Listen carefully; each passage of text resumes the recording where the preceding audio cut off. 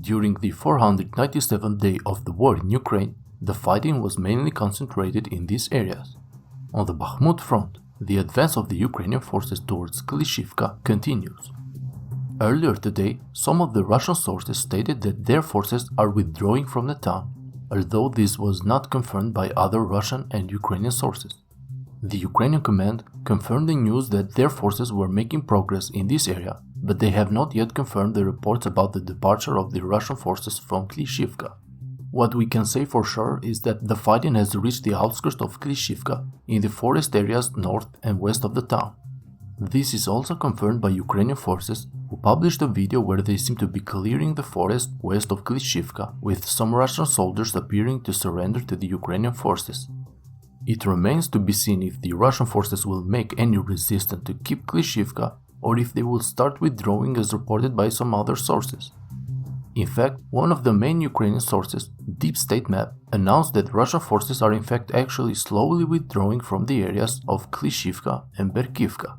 Further north, the offensive of the Ukrainian troops has spread in two other parts of the front line, north and south of the city of Bakhmut. Official Russian and Ukrainian sources reported that the Ukrainian army is advancing towards Yahidne, north of Bakhmut, and at the same time the Ukrainian forces have expanded their control in the areas between Bakhmut and KLISHCHIIVKA, putting the Russian troops in KLISHCHIIVKA under more pressure. In the Vremivka Ledge, some Ukrainian sources reported today that their forces organized another attack from the direction of Levadne and succeeded in taking Priutne. For the moment, this news has not been confirmed by the more reliable pro-Ukrainian sources, so we are waiting for more information to update the map.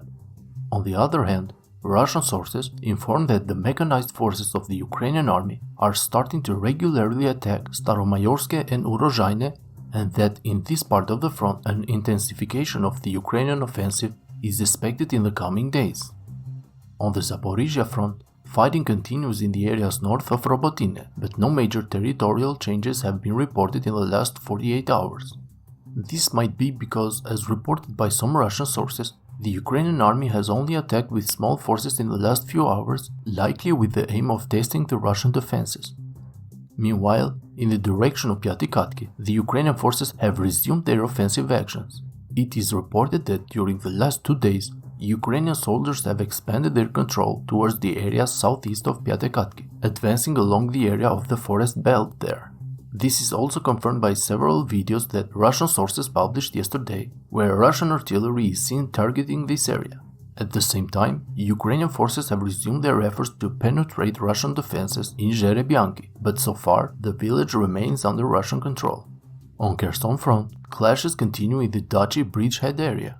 According to Russian and Ukrainian sources, there was another attempt made by the Russian forces to remove Ukrainian troops from this area, but due to intense artillery fire of the Ukrainian army from across the river, the Russian assault units were forced to retreat. As reported by Russian sources, Ukrainian forces continue to be present in the areas near the bridge, and recently a few more groups of soldiers have been sent there to reinforce the Ukrainian positions on this bridgehead. That's all for today's video. Please don't forget to help the channel grow by liking the video and subscribing, and also for those who want to support the channel, you can visit my Patreon page. Thank you.